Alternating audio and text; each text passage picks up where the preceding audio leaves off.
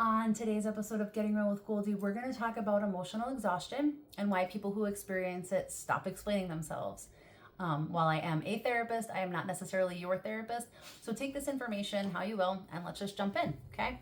So emotional exhaustion is a state of feeling emotionally drained and depleted due to prolonged stress from work. We're talking career, cumulative traumatic stress, or just stressful environments in general, right? Personal issues, or combined life demands. And so that pretty much covers everybody, right? I think we're all fucking tired. We are. So over time, right?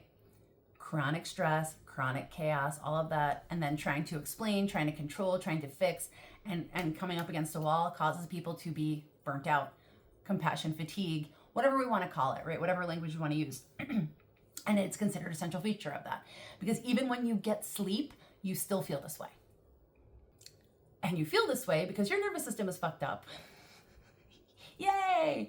No, because right when we're in situations where we're trying to explain our intentions, clarify feelings, repair misunderstandings and whatnot, and we're realizing that we're talking to somebody or an entire entity that is committed to misunderstanding us, right? That's where the emotional exhaustion comes in, because you're literally going up against a wall and then you're like, you know what? Fuck this wall. And it changes you again because the nervous system starts recognizing that explaining or trying to resolve an issue is no longer creating connection. It is creating more frustration, defensiveness, conflict, and emotional labor. And so some people actually get quieter, right? Emotionally exhausted people aren't always loud. Sometimes they are kind of withdrawn because they're done, right? That numbness, that just, I don't want to deal with this anymore. It's real. People that are in that state are not necessarily healing or not necessarily not caring.